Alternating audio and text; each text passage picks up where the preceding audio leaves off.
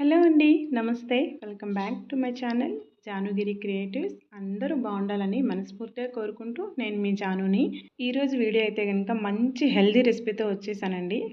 పన్నీర్ పరాటా అనమాట. బ్రేక్ఫాస్ట్లోకి కానీ, లంచ్ బాక్స్లోకి కానీ, అలాగే డిన్నర్లోకి కానీ ఎప్పుడైనా సరే స్నాక్స్గా కూడా తీసుకోవచ్చు. ఎప్పుడైనా తీసుకోవచ్చు. అంత మంచి రెసిపీ అండి. అలాగే హెల్దీ రెసిపీ కూడా. గోధుమ పిండితో పన్నీర్తో ఎవరైనా ఒకటి తిన్నారంటే గనుక మరి ఒకటితో ఆగరనమాట. ఇంకా ఇంకా కావాలంటారు. అంత కమ్మగా, టేస్టీగా, యమ్మీగా ఉంటుంది. చాలా ఈజీగా అండ్ చాలా టేస్టీ, అలాగే హెల్దీ కూడాను. చిన్న పిల్లల నుంచి పెద్దవాళ్ళ వరకు దీన్ని ఇష్టపడకుండా ఎవరు ఉండరండి. పన్నీర్ అంటే ఇష్టం ఉండేవాళ్ళు ఎప్పుడూ కూడా పన్నీర్ కర్రీసు, పులావులు ఇలాంటివి కాకుండా ఇలా పన్నీర్ పరాటాలను కూడా ట్రై చేయండి. చాలా బాగుంటుంది. అది ఎలాగనేది చూసేద్దామా? చూడబోయే ముందు మన ఛానల్ని ఎవరైనా సబ్స్క్రైబ్ చేసుకోకపోతే ప్లీజ్ సబ్స్క్రైబ్ చేసుకోండి. వీడియో నచ్చితే లైక్ చేయండి ప్లీజ్. ముందుగా అయితే పన్నీర్ని తీసుకొని ఇలా తురుముకోవాలండి. దీనికంటే ముందు మీరు పిండి కలుపుకోవాలండి. పిండి చపాతీ పిండి లాగానే చపాతీ పిండి, అదే గోధుమ పిండి, అందులోనే కొంచెం చిటికెడు సాల్ట్ వేసి వాటర్ వేసి మిక్స్ చేసుకోవడమే. అంతే అండి, అందులో ఇంకేమీ వేయలేదు. మీరు కావాలంటే ఆయిల్ కానీ నెయ్యి కానీ వేసుకోవచ్చు. దాన్ని ఇలా పక్కన పెట్టేశాను. ఇంకా ఇక్కడైతే కనుక పన్నీర్ని తురుముకున్న తర్వాత అందులో పచ్చిమిర్చి అలాగే కొత్తిమీరను వేస్తున్నాను. మీరైతే కనుక ఆనియన్స్ కూడా వేసుకోవచ్చు. ఇది కార్తీక మాసం కదా, అందుకని నేను ఆనియన్స్ వేయట్లేదు.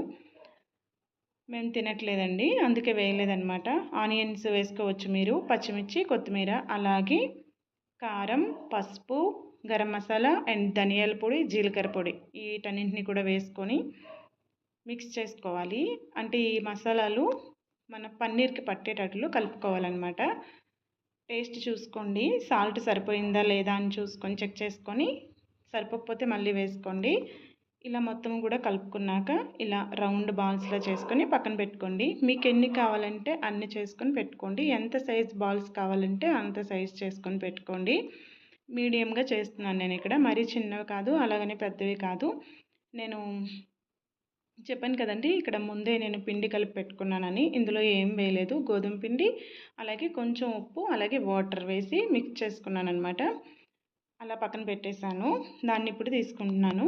ఇలా చిన్న ముద్దను తీసుకొని మనం పన్నీర్ ముద్ద ఎంత తీసుకున్నామో బాల్ అనేది దానికి తగ్గట్టుగానే ఎక్కువ ఉండకూడదు, తక్కువ ఉండకూడదండి. పిండి ఇంకా తక్కువ ఉన్నా పర్లేదు, కానీ ఎక్కువ ఉంటే బాగుండదనమాట. ఎక్కువ పిండే ఉంటుంది అంటే తక్కువ పన్నీర్ అయిపోతుంది కదా, లోపల స్టఫింగ్ అనేది బాగుండదు.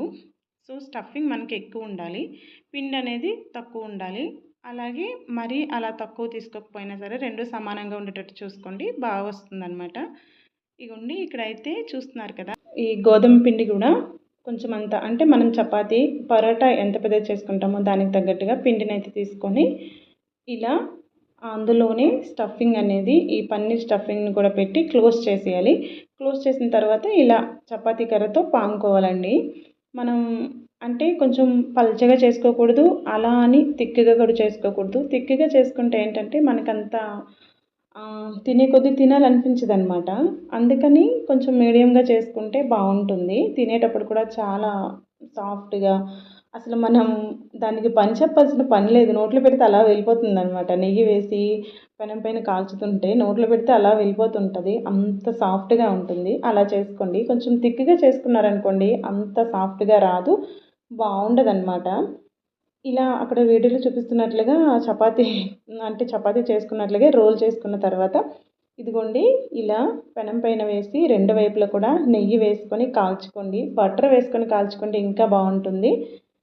పంజాబీ వాళ్ళైతే బటర్తోనే తింటారండి ఎక్కువ.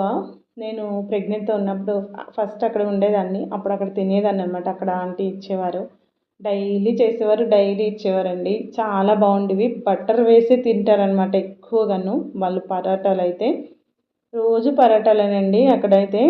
అప్పుడు నాకు ఇలా చేయడం వచ్చేది కాదండి, నిజం చెప్తున్నాను. ఇప్పుడు వచ్చనమాట. ఇప్పుడు వచ్చంటే నేర్చుకున్నాను. అలా ప్రతిరోజు చేయగా మనకి ఇలా వచ్చేస్తాయండి. ఏదైనా అంతే కదండి, మనం ఫస్ట్ చేస్తే ఇంకా ఫస్ట్లో నేర్చుకున్నప్పుడు ఫాస్ట్గా అంటే తొందరగా మంచిగా రావు, అంత బాగుండదు టేస్ట్ కూడాను. మనం అలా నేర్చుకుంటూ ఉంటే అవే వచ్చేస్తాయండి. ఏదైనా సరే వంట రాని వాళ్ళకి కూడా ఈజీగా వచ్చాయి. మనం రోజు నేర్చుకుంటే ఏదైనా వచ్చి తీరుతుంది అంతే అనమాట. ఇదిగోండి ఇక్కడైతే మొత్తం చేయలేదండి. 3 చేశాను మా పాప కోసమని. పిల్లల లంచ్ బాక్స్‌లోకి బావుంటాయి. ఇది చలికాలం కదా! రైస్ పెట్టకుండా ఇలాంటివి పెడితే మనకి ఇంకా బావుంటాయన్నమాట వాళ్ళు తినడానికి దానికి. అందుకని లంచ్ బాక్స్‌లో ప్యాక్ చేసేసాను. తర్వాత స్నాక్స్ అయితే ఇలా ఈరోజు పాపకి స్నాక్స్ వచ్చేసి దానిమ్మ గింజలు పెట్టానండి. అదే దానిమ్మ పండు. ఎప్పుడూ కూడా హెల్తీగా ఇలా ఫ్రూట్స్ ఇవ్వడానికి ప్రయత్నించండి ఎక్కువ శాతం. జంక్ ఫుడ్స్ పెట్టకుండా ఇలాంటివి పెట్టిస్తే వాళ్ళ హెల్త్ చాలా బాగుంటుంది. అంతే అండి ఈ వీడియో మీకు నచ్చితే కనుక ప్లీజ్ అండి ఒక లైక్ అయితే చేయండి. అలాగే ఎలా ఉందనేది కామెంట్ చేయండి. మీరు ఒకవేళ ట్రై చేస్తే కనుక ఎలా వచ్చిందనేది కామెంట్ చేయండి. Thanks for watching.